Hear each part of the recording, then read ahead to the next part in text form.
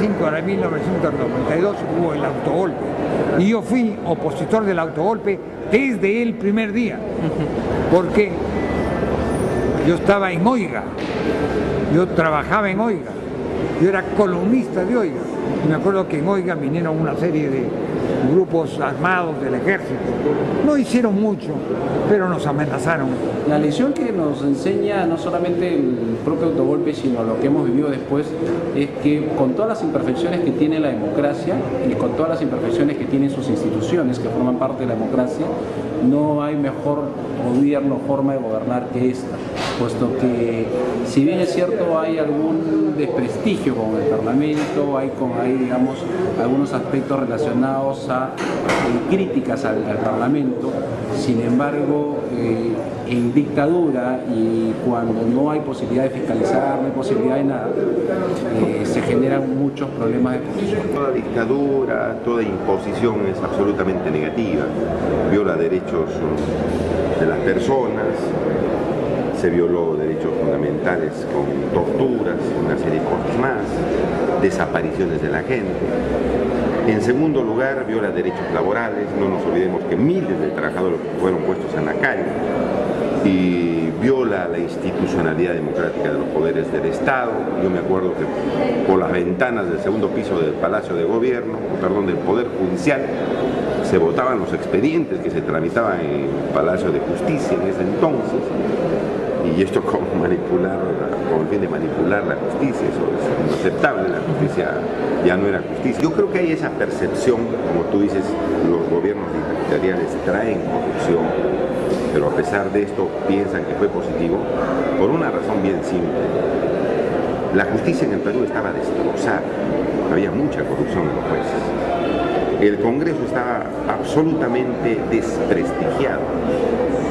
Se enfrascaba en largas peleas y disputas, pero no se avanzaba para atender las necesidades del país.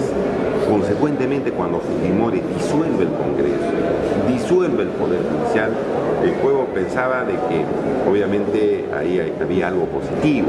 Creo que no, falta tal vez un tema de información, que más bien los hechos de corrupción se generan al revés, cuando hay dictaduras, cuando hay autoritarismo, cuando las instituciones democráticas con todas sus deficiencias, como el Poder Judicial, etcétera, existen, porque claro, en una democracia el Parlamento puede seguir fallando como falla hasta ahora, con algunos elementos indeseables que se camuflan en los partidos e ingresan, o el Poder Judicial puede haber mucha gente corrupta, pero tienes, por ejemplo, un tema que es importante, que es la libertad de prensa y la libertad de los ciudadanos, que pueden seguir investigando y pueden sacar las cosas.